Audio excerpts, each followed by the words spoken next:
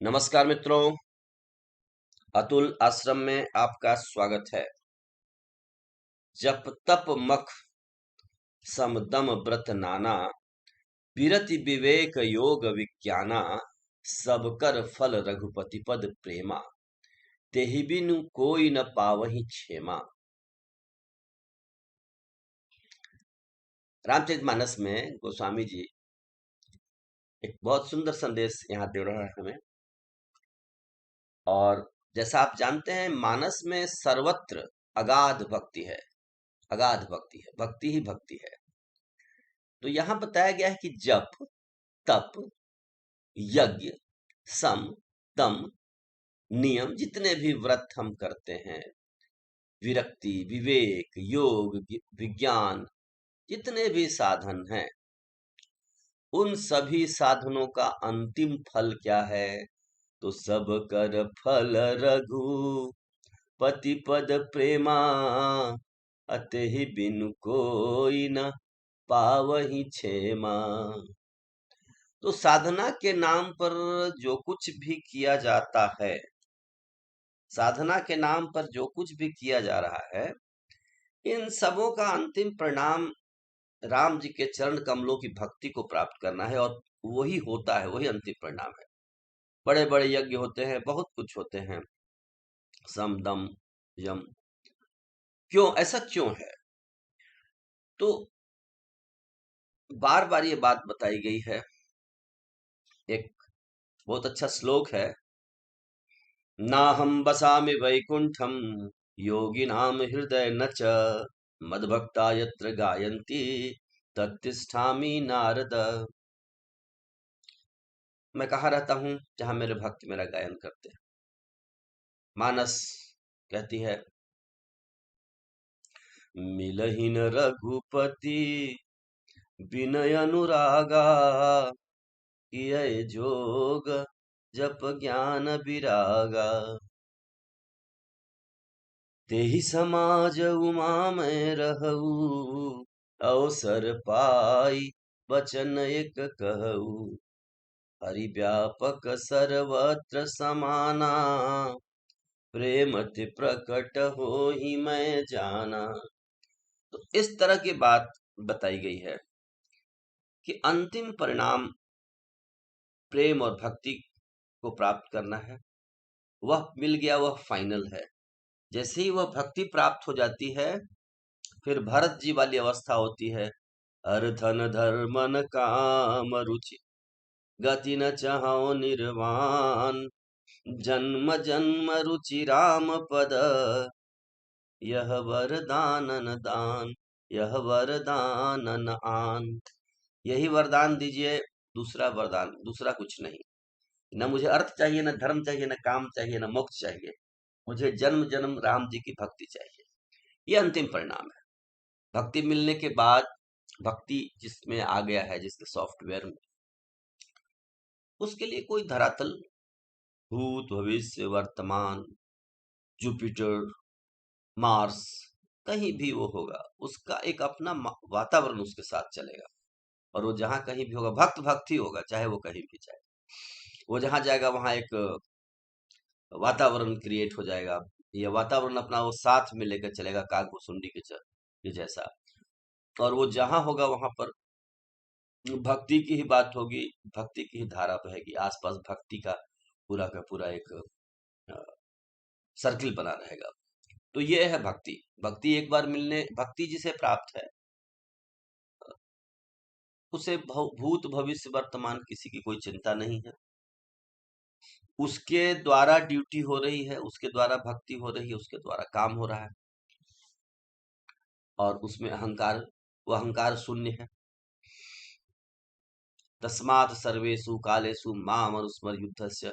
वह सभी कालों में स्मरण भी कर रहा है भगवान का, और युद्ध भी कर रहा है। जो युद्ध का मतलब, उसे जो भी रोल दिया गया है, वो रोल प्ले कर रहा है। वो as a teacher, as a administrator, as a जज, जो भी है, एज ए किसान, वो अपना काम कर रहा है, लेकिन वो भीतर से भक्त है।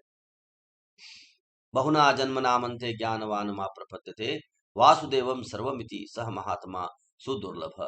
ऐसे महात्मा दुर्लभ हैं, लेकिन यही भक्ति प्राप्त होती है। सारे साधनों का अंतिम फल है भक्ति।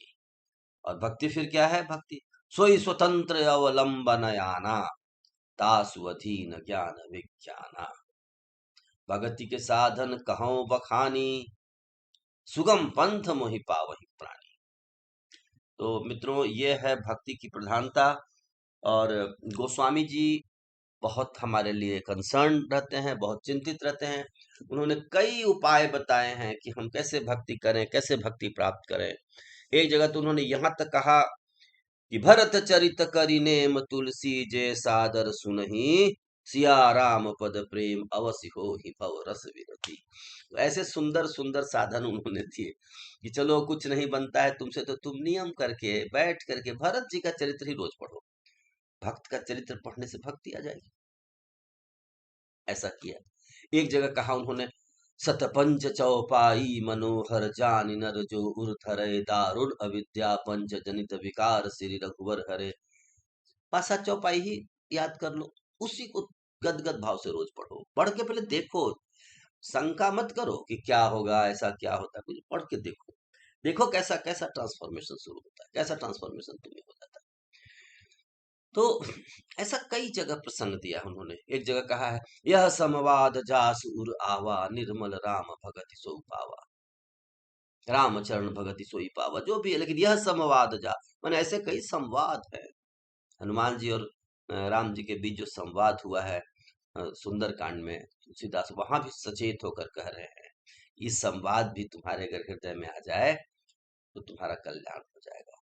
और ऐसे कितने ही पावन प्रसंगों को उन्होंने हमारे समक्ष प्रस्तुत किया है, जिनके अध्ययन मनन अवगाहन चिंतन से हमें भक्ति की धारा बह जाएगी।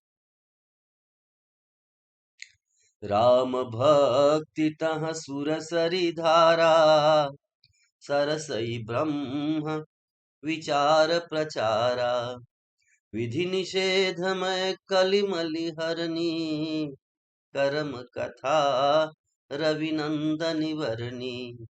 तो कभी कभी ऐसे हम मुदमय मंगल संत समाज का भी कभी कभी अवगाहन करें, संगत करें, क्योंकि संत जहाँ होंगे वहां पर राम भक्ति की गंगा, ब्रह्म विचार की सरस्वती और कर्म योग की यमुना, ये त्रिवेणी संगम, वो क्या है, चलते फिरते संगम है संत लोग। तो संतों का हम समागम करें, भरत जी का चरित्र पढ़ें, राम और हनुमान जी की जो चर्चा हुई है वो पढ़ें, सुग्रीव और हनुमान जी और भरत, इसमें विभीषण जी में जो सुंदर कांड में चर्चा हुई है, प्रात जो लई नाम हमारा तेहि दिन ताहि न मिलहि हारा सुनो पवन सुत रहनी हमारी जिमित से निन बिच जीव विचारी राम आयुध अंकित गृह शोभा वर्ण जाई नव तुलसिका वृंद सब देखि हरसि कपिराई मनमह तर्क करे कपि लागा ताहि समय विभीषण जागा।